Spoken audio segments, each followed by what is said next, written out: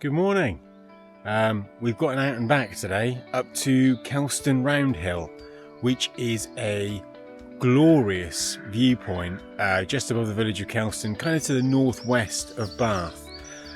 It's a bit of a ball ache for a short ride to get to from Bristol because it's a reasonable distance to travel, so I'm trying to make it as interesting as possible. So I'm basically tracking the River Avon out, and I'll be tracking it back again. The River Avon you can see behind me, so I'm following the Conham River Trail, and then I'll kind of keep as close to the river as I can before kind of heading up to the north, heading up towards Kelston. And the plan is to kind of go up to the summit, well, as close to the summit as you can get on the bridleway, drop down the other side and come back up an off-road route I don't think I've ever come up before on the other side, which I think is going to be quite steep. So I'll crack on.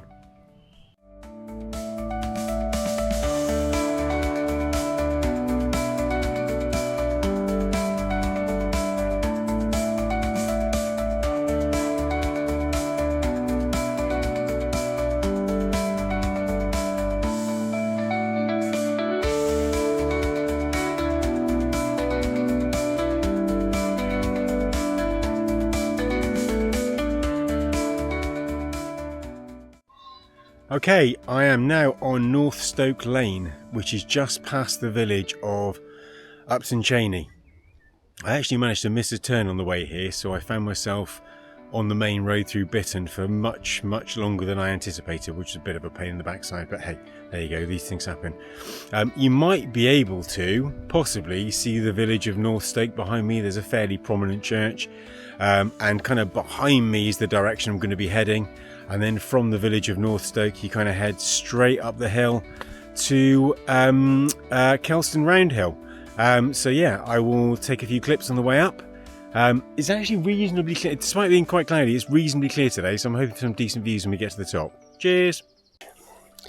This is interesting. This is a bridleway, but it's also very much a stream full of boulders. From North Stoke Lane, I kind of dropped down a very steep, sort of rocky, muddy descent, not very long, just a short descent, which was just about rideable. And then, yeah, hit a little wooden bridge at the bottom, and this is the route back up, which is, yeah, tricky. I'm sincerely hoping that when we get to the top of this little rise, when we get out of this little valley, it's going to open up a bit more and be rideable. Otherwise, we might be looking for a plan B.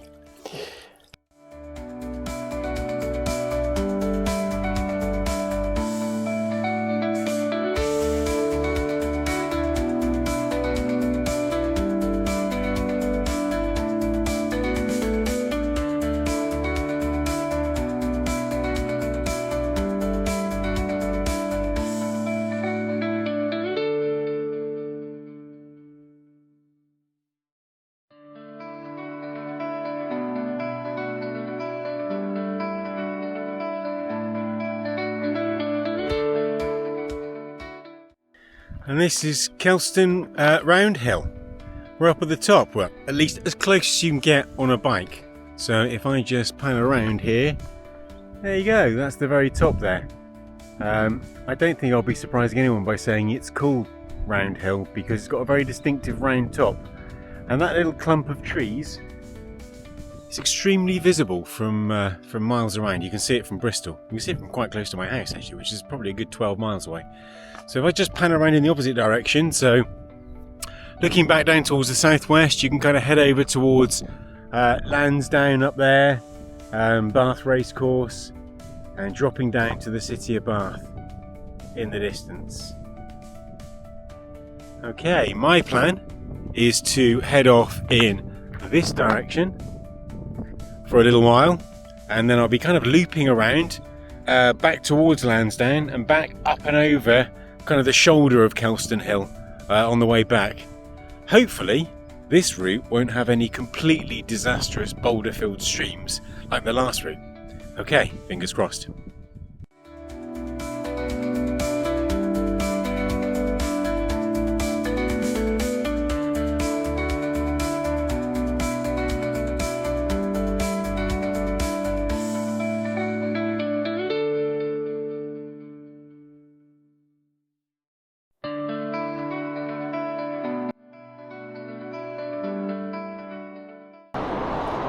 That was quite a descent.